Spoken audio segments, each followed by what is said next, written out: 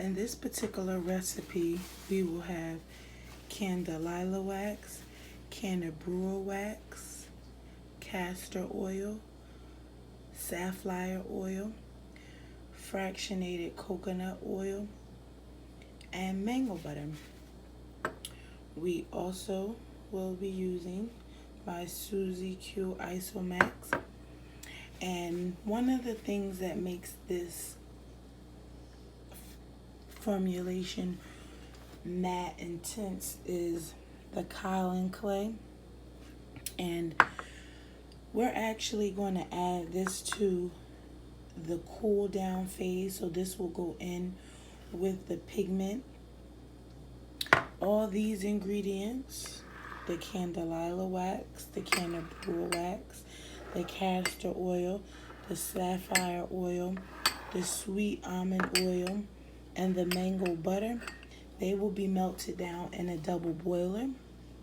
And I'll bring you back and show you how everything is done. So I have the recipe in the video, so stay tuned and we'll be back. Hello, and today I'm going to show you how to make my Suzy Q Isomax.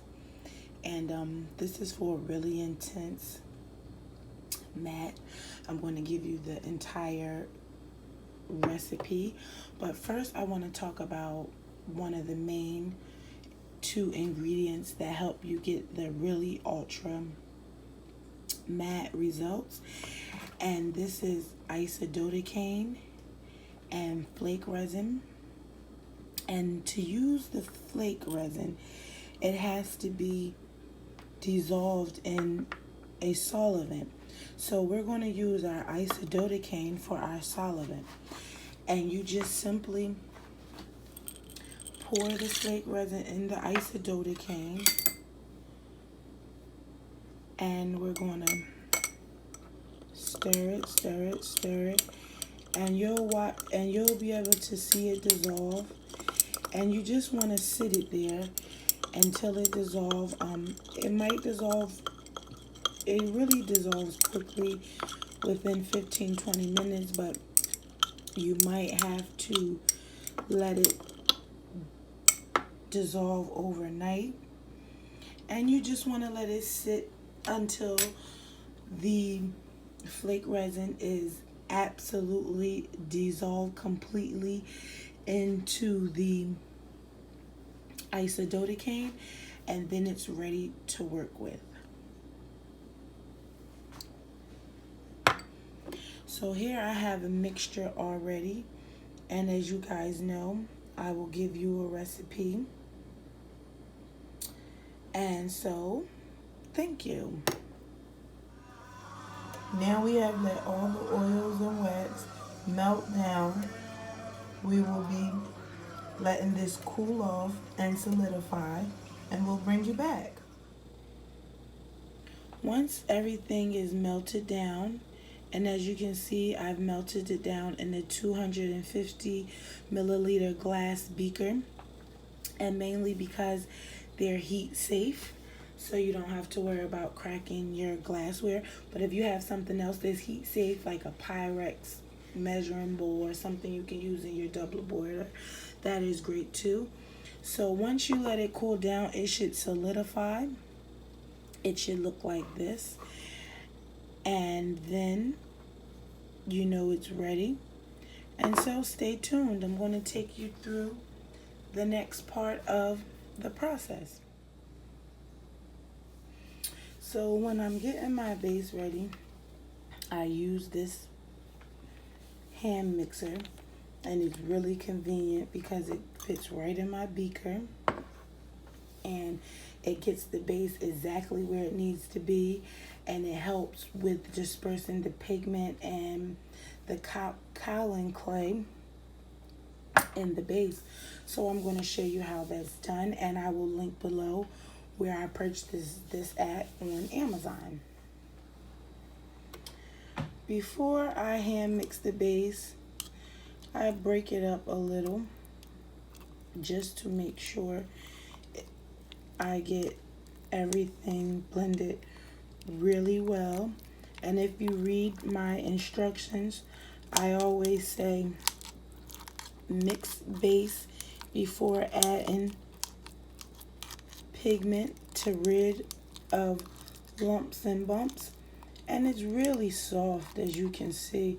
It's not a lot of effort to break it up, but it needs to be breaking up just to help the hand mixer out a lot.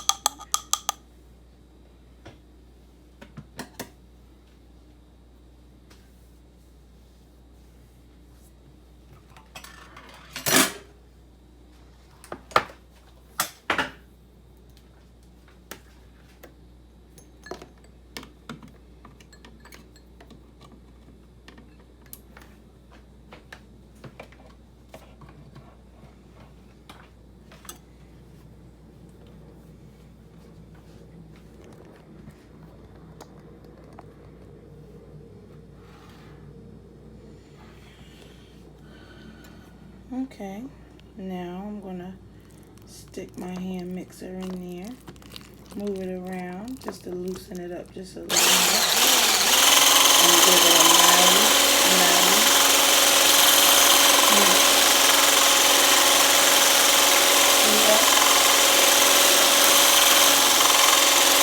Now that it's nice and smooth, I'm going to slowly begin adding my kaolin clay. All right.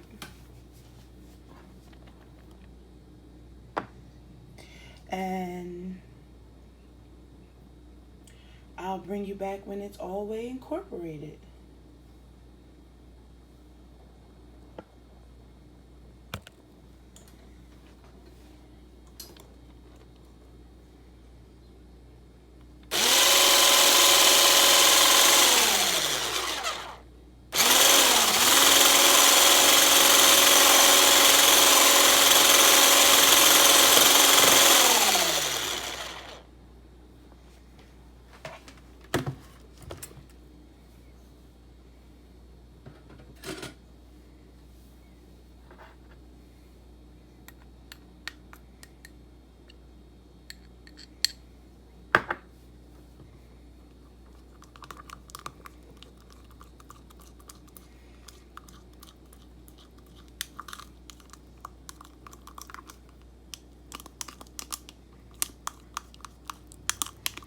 Mix that in there real good.